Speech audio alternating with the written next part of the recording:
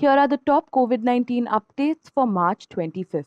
India reported 53,476 new COVID cases and 251 deaths in the last 24 hours. With this, the country's overall caseload rose to over 1.17 crore. For the first time since the COVID-19 outbreak, Maharashtra on Wednesday recorded as many as 31,855 cases, taking the total caseload to 25.64 lakh. The active case pool stands at 2.47 lakh.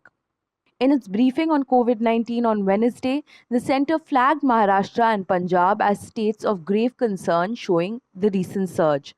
The Karnataka government has decided to impose heavy fines on citizens and establishments such as hotels and departmental stores and organizers of public events who fail to enforce COVID safety rules. Maharashtra, Punjab, Kerala, Karnataka, Chhattisgarh, and Gujarat are reporting a surge in daily new cases.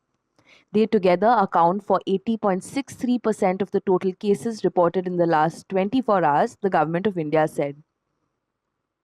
More than 12.4 million people have been infected by COVID-19 worldwide, while the death toll presently stands at over 2.7 million.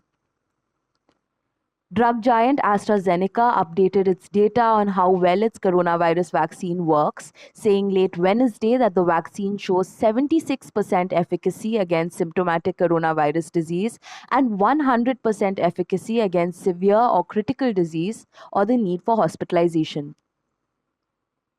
Poland reported a record 34,151 new coronavirus cases on Thursday, the highest since the start of the pandemic, as the country grapples with a worsening third wave. Israel has administered 2 doses of COVID-19 to more than half of its population, the country's health minister said. Authorities in Hong Kong and Macau have suspended the rollout of BioNTech's COVID-19 vaccine, citing a packaging defect found in their first batch of doses, CNN reported.